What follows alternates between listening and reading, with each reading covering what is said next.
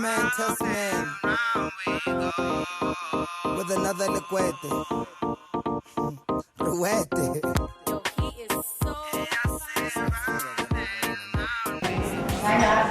This is Noma Tamia, and we are interviewing her from Franco. She is going to be telling us a little bit about herself. So, Noma Tamia, please tell us, how would you describe your childhood? My childhood coming from the small town of Alice in the Eastern Cape.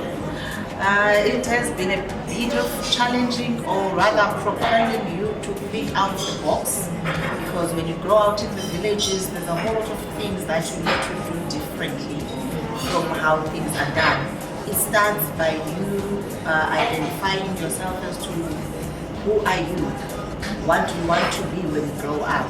So it's not an easy thing for you to identify your role model in the rural areas. However, you need to be focused. And coming from the family that was raised in, my mother and my father was a teacher, by the way. So, you know, with teachers, they always want you to be at the top in the class. And he was once my teacher at standard 4 and 5. You know, now it's grade 6 and 7.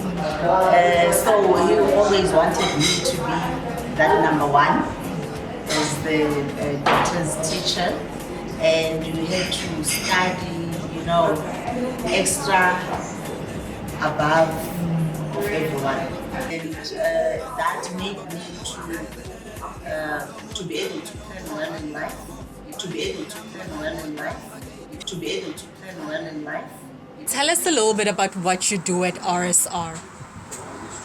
Okay, at the moment, I'm the regional technical manager. We are responsible for 4 provinces, which is the Western Cape, Northern Cape, Eastern Cape, and a bit of Free State. So what we do, we enforcing compliance to all our rail operators. And what does that mean?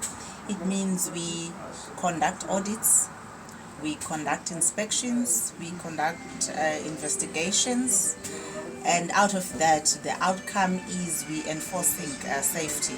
So whatever non-compliances that we find, we track them from our operators in ensuring that they do comply. We also assist our operators in developing some of the things that they don't have as per our standards that we are using to monitor them. And also we assist them with regards to permit applications as well. They come to us every now and then to assist. We also do identify new operators, which is now new operators on the railway space, and then we advise them on how to apply. We also monitor new projects or new developments that are happening in the railway space, and we also guide them on how to apply for a permit or also have additionals on the railway space. So that is what we do in the region. And growing up, did you always know this is what you wanted to do? I would say it has been in the genes, even though the first choice that I've tried to make was not in line with this, because as I was growing up, I wanted to be a doctor, because I could see, I would say, the only other profession besides teaching and nursing that was around where I grew up was being a doctor. As I was growing up, I was a sick child, so I would go to the doctor more often. So I think I used to like how the doctor is so quiet in the office with aircon, and I wanted to do that. What wakes you up in the morning and makes you say, yes, I am ready for the day? Look, to see growth in what I'm doing, it gives me that, you know, wake up an hour early before, because what you're gonna see now, you know, is growth in the industry, and having the passion to tell the people everywhere I go about what I do, about where they need to shift focus, promoting the use of rail. And I would say that in civil engineering, I have gone through various sectors in civil engineering, because when I started working, I worked in a construction I then went and worked in consulting space where we're doing the designs for all the infrastructure. I then worked at Spornet at the time, which is now Transnet. I was a technician there, so that's where I was introduced into the railway space.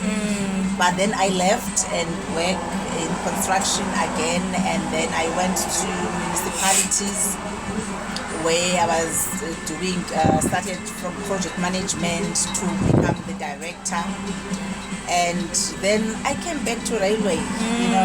My passion is there. It's a unique space that we have in the civil engineering sector.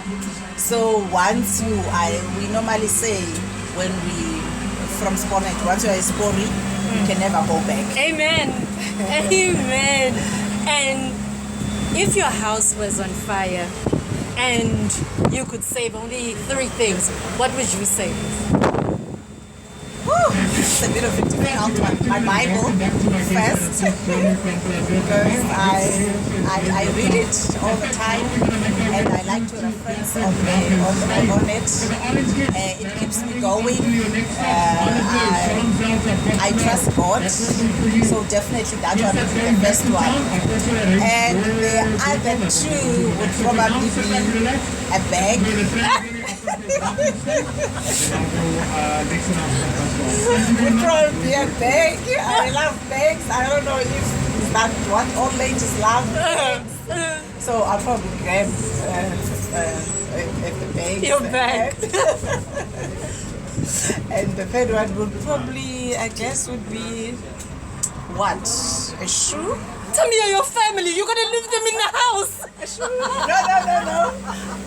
It's not that my family wouldn't go. You just said something that I would grab, but I wouldn't grab them. I can just speak a word to them that get out of the house, guys. I love that. Tamia is a lady who knows what she loves. Thank you so much for the interview. And thank you for being such a gracious host. We absolutely loved the region. You were tops.